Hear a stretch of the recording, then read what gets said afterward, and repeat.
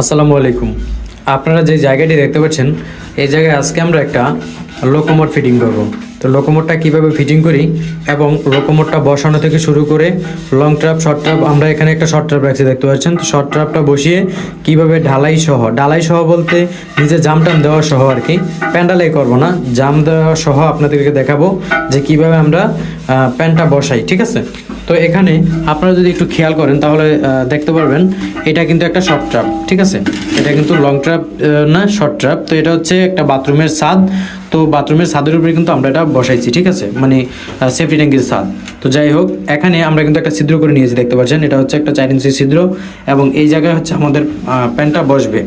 তো এইভাবে আমরা রেখে এটা সুন্দর করে, তারপরে এদিকে যে ছিদ্রটা আছে আমরা সেটা করে নিয়েছি। তো এখানে এটা হচ্ছে আমাদের শর্ট ট্র্যাপ এবং এটা হচ্ছে অফসাইড, ঠিক আছে? দুইটা পিস মিলে একটা অফসাইড তৈরি হয়েছে।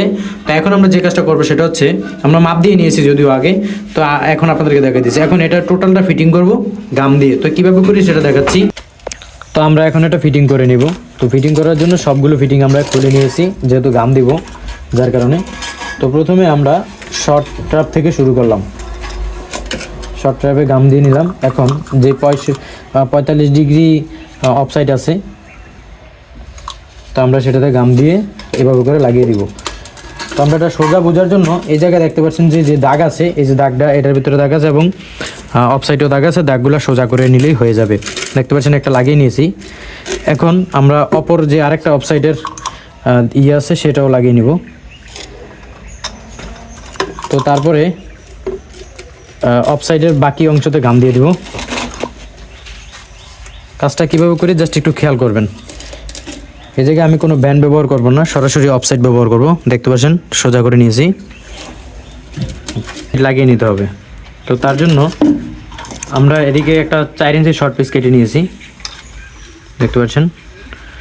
তারপরে বাকি যেই অফসাইডটা আছে এটাতে গাম দিয়ে নিব। এখন এটা এভাবে সুন্দর করে লাগিয়ে দিতে হবে। আমরা লাগিয়ে দিচ্ছি।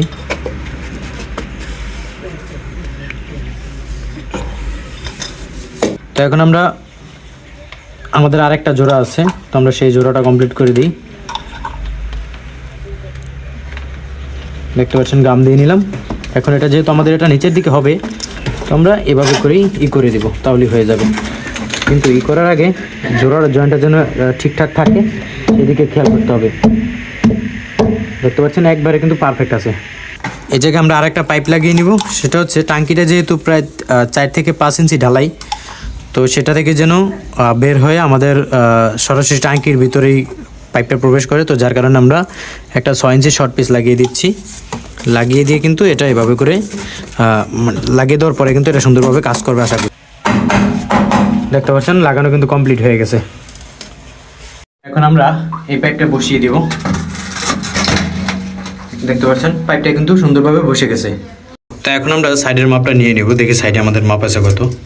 দেখতে পাচ্ছেন 19 ইঞ্চি আছে, মানে আমরা সবসময় তো 18 ইঞ্চি দিই, এখন 1 ইঞ্চি বেশি আছে। তো এটা কোনো সমস্যা নেই, 1 ইঞ্চি এদিক ওদিক হলে কোনো সমস্যা নেই। পিছনে কত আছে একটু দেখি।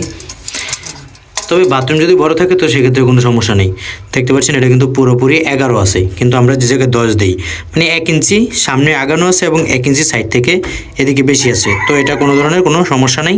তো এখন আমরা উপরে আমাদের একটা পাইপ লাগিয়ে দিব 6 ইঞ্চি পাইপটা লাগিয়ে দিলাম এই কারণেই যেন প্যান্টটা একটু উঁচা বেশি হয়, যেহেতু ফ্লোরের উপরে প্যান্টটা যেন একটু উঁচা বেশি হয়। এবং এদিকে যে আমাদের শর্ট ট্র্যাপটা আছে, শর্ট ট্র্যাপ দিয়ে যেন ময়লাটা মানে খুব সুন্দরভাবে যায়। কারণ হবে কি, যেমন এই জায়গা থেকে কিন্তু এই জায়গাটা উঁচা, তো যার কারণে হবে কি ময়লা কিন্তু যাবে না, বা ময়লাটা একবার প্যানের মুখোমুখি থাকবে। দেখতে জিনিসটা অত একটা ভালো লাগবে না এবং দুর্গন্ধ দেখা দিবে। এখন আপনি খেয়াল করলে দেখতে পাচ্ছেন এই জায়গা থেকে এই জায়গা থেকে কিন্তু আমাদের এই জায়গাটা উঁচু আছে। তো সেক্ষেত্রে ময়লা যেতে এবং ময়লা বাঁচবে বলে আমার মনে হচ্ছে না, এবং খুব সুন্দরভাবেই কিন্তু কাজটা হয়ে গেছে আশা করা যায়।